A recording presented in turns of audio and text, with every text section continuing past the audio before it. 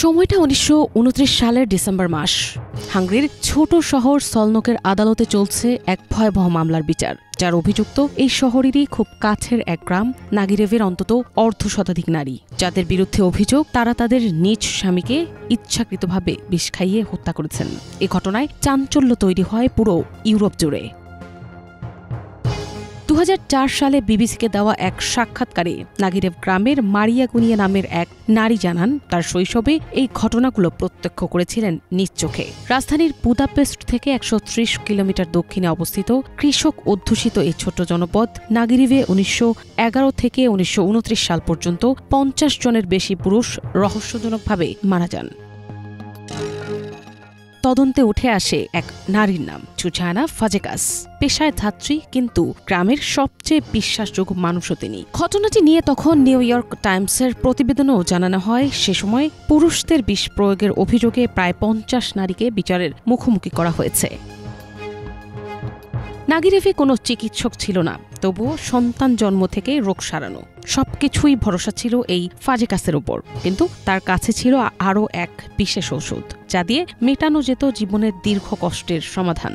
যখন নারীরা মাতাল বা নির্যাতনকারী স্বামীদের নিয়ে অভিযোগ করতেন, ফাজেকাস নাকি বলতেন, যদি তার সঙ্গে থাকা কঠিন হয়, আমার কাছে একটি সহজ উপায় আছে। আর সেই সহজ উপায় ছিল আর্সেনিক বিষ। গৃহস্থালির উপাদান থেকেই তিনি তৈরি করতেন এই মরণঘাতী তরল। ধীরে ধীরে পুরো গ্রাম জুড়ে শুরু হয় এক নীরব হত্যাযজ্ঞ। এক এক করে পুরুষেরা মারা যাচ্ছেন, কেউ বুঝতে পারছে না কিভাবে বা কেন। অবশেষে সন্দেহ জাগে পুলিশের। কবর থেকে উত্তোলন করা হয় ৫০টি মরদেহ। পরীক্ষায় দেখা যায় ৪৬টির শরীরে আর্সেনিকের উপস্থিত। সব সূত্র গিয়ে মেলে ফাজেকাসের দিকেই। পরবর্তী সময়ে যুক্তরাজ্যের দ্য টাইমস পত্রিকার প্রতিবেদনে জানানো হয়, ফাজেকাসের বাড়ির বাগান থেকে পাওয়া গেছে বিষ ভর্তি শিশি। পুলিশ যখন তাকে ধরতে যায়, তখনই তিনি নিজের বানানো বিষ পান করে আত্মহত্যা করেন।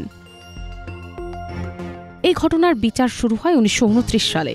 অভিযুক্ত গ্রামের ২৬ নারীর মধ্যে ৮ জনকে মৃত্যুদণ্ড, ৭ জনকে যাবজ্জীবন কারাদণ্ড দেয়া হয়। তবুও কেউ স্পষ্ট করে বলেননি কেন তারা স্বামীদের হত্যা করেছিলেন। ইতিহাসবিদদের ধারণা, প্রথম বিশ্বযুদ্ধের সময় পুরুষেরা যখন যুদ্ধে যায়, তখন নারীরা রুশ যুদ্ধবন্দীদের সঙ্গে প্রেমে জড়ান। যুদ্ধ শেষে স্বামীরা ফিরে এলে হারিয়ে যায় সেই প্রেমের অবাধ স্বাধীনতা। এ পর্যায়ে নারীরা তখন বেছে নেয় জঘন্যতম এক পথ, নিজ নিজ স্বামীদের হত্যায় এই বিষের মিশন।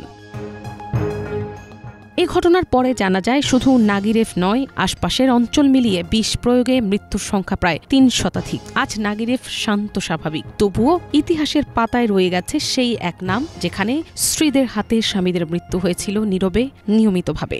সেই গ্রাম যেখানে ভালোবাসার মানুষগুলো একদিন রূপ নিয়েছিল ভয়ঙ্করতম এক ঘাতকে। মিনালা দিবা, বাংলা ভিশন।